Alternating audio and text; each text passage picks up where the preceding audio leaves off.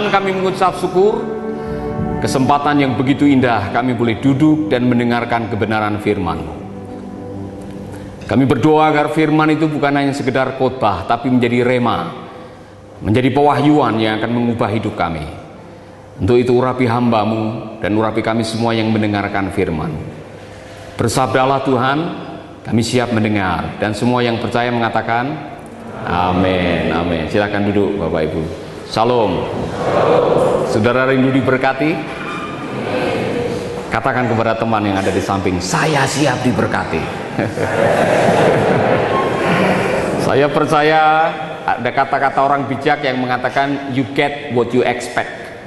Saudara mendapatkan apa yang saudara harapkan. Kalau saudara rindu diberkati, saudara akan diberkati. Kami berterima kasih untuk bisa menyampaikan renungan firman pada malam hari ini, dan topiknya cukup menarik. Bersaksi melalui tutur kata dan sikap hidup. Saya pikir ini adalah satu yang sangat luar biasa.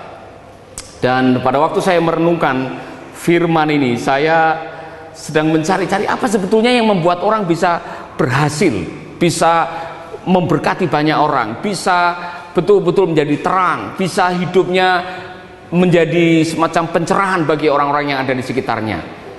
Dan saya menemukan semacam landasan atau jiwa yang harus dimiliki oleh setiap orang Kristen sebelum bersaksi.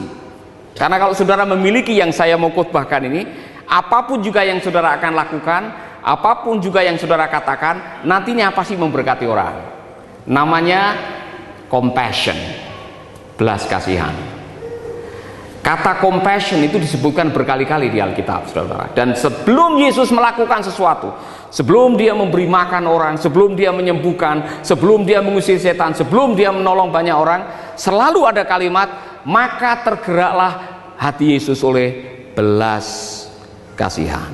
Syarat utama untuk kita bisa menjadi seorang saksi yang luar biasa, harus dimotivasi oleh belas kasihan. Amin. Saya akan mulai dengan sebuah kalimat yang saya pikir kita semua perlu renungkan.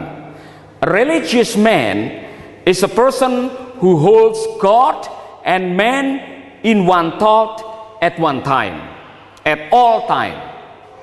Orang yang religius, orang yang rohani, itu tidak bisa hanya diukur karena ucapan-ucapannya saja. Ada orang yang setiap kali ngomong mengutip ayat firman Tuhan. Saudara pernah ketemu orang semacam itu? Setiap kali ngomong selalu mengutip firman Tuhan berkata, ya kan? Nawar cabai saya di pasar pakai ngutip firman Tuhan. Ya kan? Tapi kadang-kadang kelakuannya tidak sesuai dengan apa yang diucapkan. Nah, orang-orang ini kadang-kadang menjadi batu sandungan bagi orang lain. Bagaimana bisa bersaksi kalau sikap hidup kita, kelakuan kita dengan ucapan kita tidak sinkron? Nah, ini akan menjadi masalah. Itulah sebabnya dikatakan di sini, religious man is a person who hold God and man at one thought at one time. Kita harus melakukan ini. Bukan hanya memikirkan Tuhan, Tuhan, Tuhan, gereja, gereja, gereja, rohani, rohani, rohani. Tapi di samping kita ada orang-orang yang membutuhkan pertolongan Tuhan, kita diam saja. Kita akan dicela oleh Yakobus yang mengatakan, bagaimana mungkin ada saudaramu yang kelaparan, engkau mengucapkan selamat makan saudaraku, dan saudara tidak kasih apa-apa. Iman tanpa perbuatan tidak ada artinya.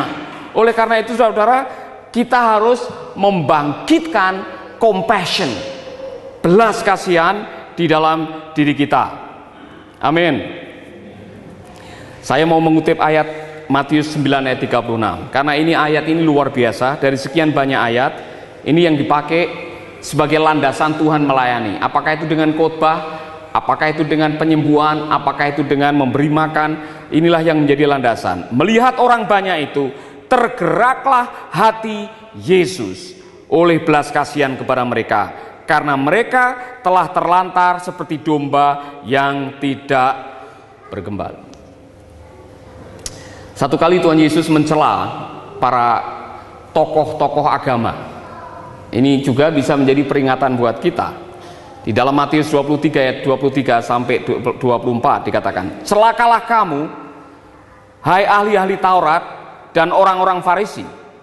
Hei kamu orang-orang munafik, Sebab persepuluhan dari selasih ada semanis dan jintan kamu bayar. Perhatikan ini.